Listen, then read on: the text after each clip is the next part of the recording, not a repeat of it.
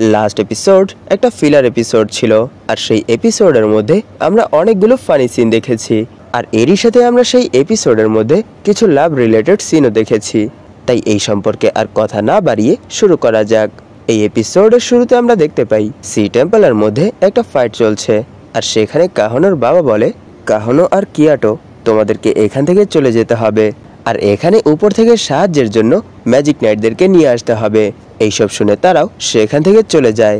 তখনই scene shift হয় আর আমরা দেখতে পারি বিচের মধ্যে নোবেল তার ম্যাজিকের প্র্যাকটিস করছিল, আর যখনই সে সেখানে ক্লান্ত হয়ে যায় তখন সে ভাবছিল, এখন আমি আমার ম্যাজিকের সাহায্যে দুটো সাইক্লোন ক্রিয়েট করতে পারি, কিন্তু এই জিনিসটা করার সময় আমাকে অনেক বেশি কনসেন্ট্রেট করতে হয়, আর সেগুলোর মধ্যে সমান পরিমাণে ম্যাজিকও প্রোভাইড করতে হয়। তখনই সে সেখানে একটা মিউজিক শুনতে পায়, আর সেই মিউজিক শোনার সাথে সাথেই তার মায়ের কথা মনে পড়ে যায়। কিন্তু তখনই আমরা দেখতে পারি আস্থার চিল্লানোর কারণে সে ডিস্টার্ব হয়ে যায়। তখন সেখানে ফিন্ডাল বলে, আমি বুঝতে পারছি না আমরা এভাবে কেন প্র্যাকটিস করছি, আমরা কি আমাদের ম্যাজিকের সাহায্যে প্র্যাকটিস করতে পারবো না? এটা শুনে মেগমা বলে, আমরা এই ট্রেনিং এই জন্য করছি কারণ ক্যাপ্টেন ইয়ামি আর আস্থাও ঠিক একই ট্রেনিং করে, আর এরই জন্য তারা সেই ডেভিলের সামনেও টিকতে পেরেছিল। এরই জন্য যত বেশি স্ট্রং তোমার বডি হবে তত বেশি স্ট্রং তোমার ম্যাজিক হবে। তখনই আস্থা বলে, চলো ফিনরাল আমরা একসাথে ট্রেনিং করি, আর আমার এই জিনিসটার উপর পুরো বিশ্বাস আছে যে তুমি একদিন ক্যাপ্টেন ইয়ামির থেকেও বেশি স্ট্রং হয়ে যাবে।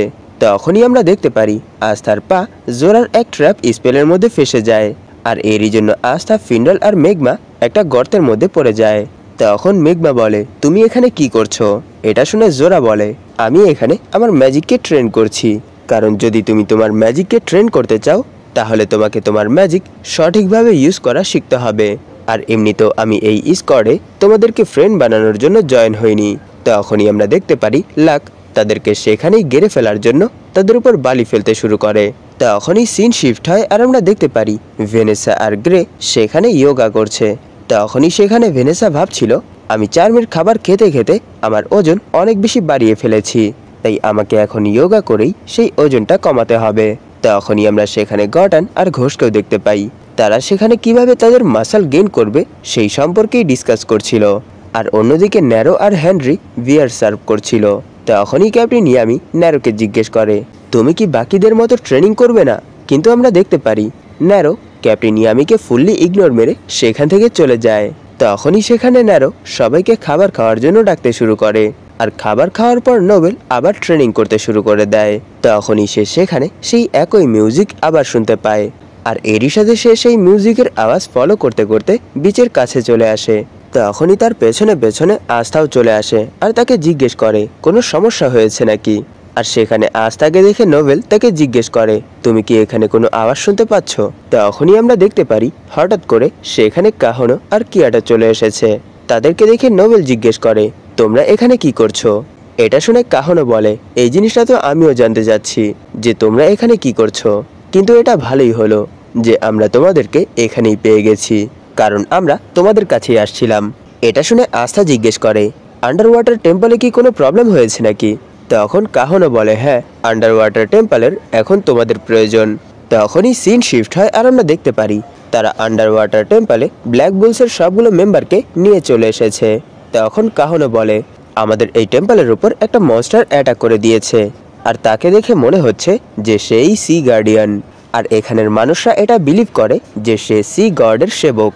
এইসব শুনে নোবেল বলে, যদি সে সি গডের সেবক হয়ে থাকে তাহলে সে তোমাদের উপর অ্যাটাক করছে কেন?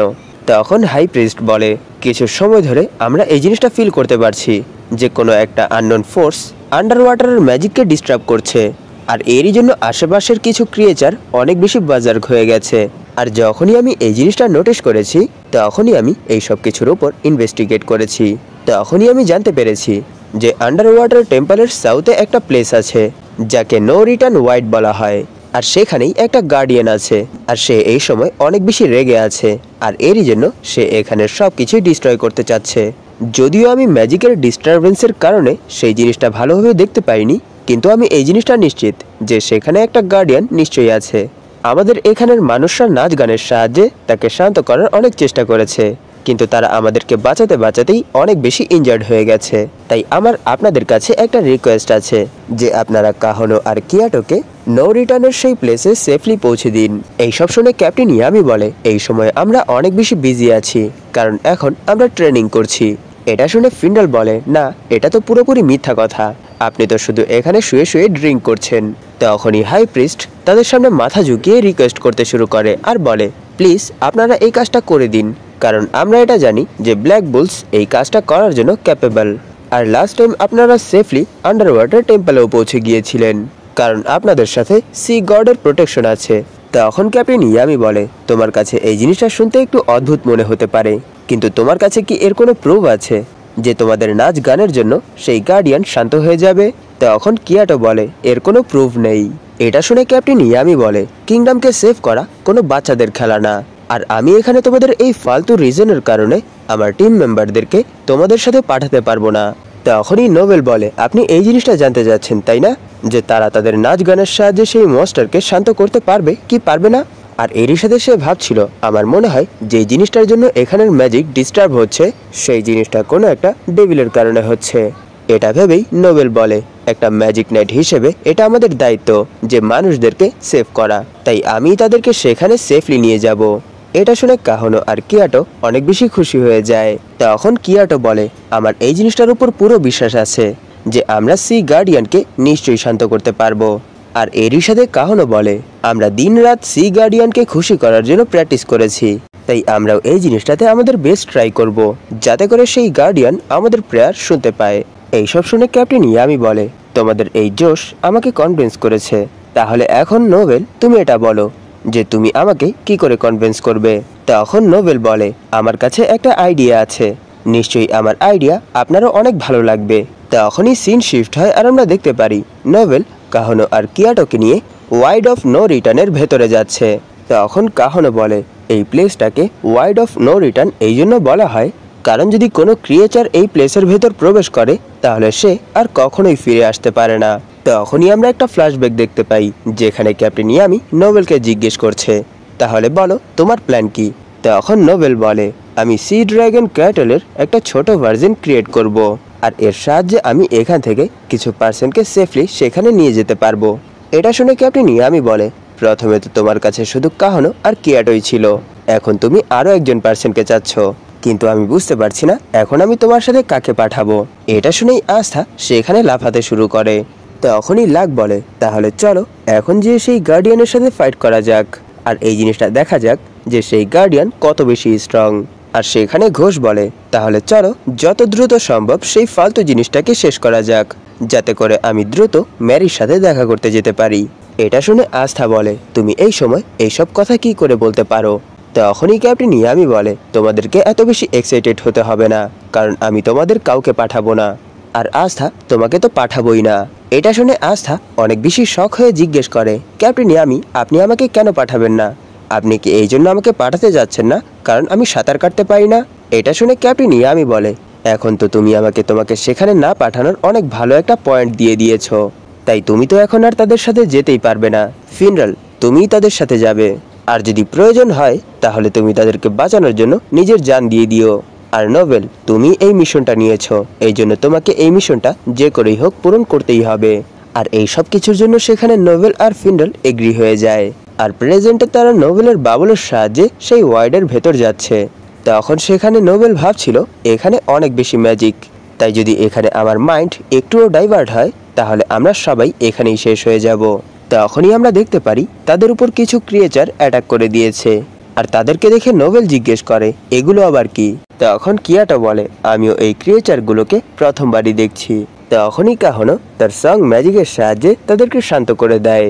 আর এরই সাথে সে বলে, আমার মনে হয় এখানের স্ট্রং ম্যাজিকের কারণে এখানের নর্মাল ফিশগুলো ইভলভ হয়ে মনস্টারে কনভার্ট হয়ে গেছে। তখনই আমরা দেখতে পারি সেখানে একই রকম আরো অনেকগুলো মনস্টার চলে এসেছে, আর এরই সাথে তারা নোবেলের শিল্ডের উপর অ্যাটাক করে সেই শিল্ডও ছিদ্র করে ফেলেছে। এটা দেখে কাহনো আর কিয়াটো বলে, নোবেল এই মনস্টারগুলোকে আমাদের উপর ছেড়ে দাও।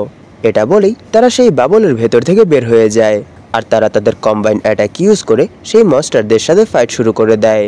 কিন্তু আমরা দেখতে পারি সেখানে মনস্টারদের সংখ্যা অনেক বেশি ছিল, এইসব দেখে ফিন্ডাল নোবেলকে জিজ্ঞেস করে, এখন আমরা কি করব?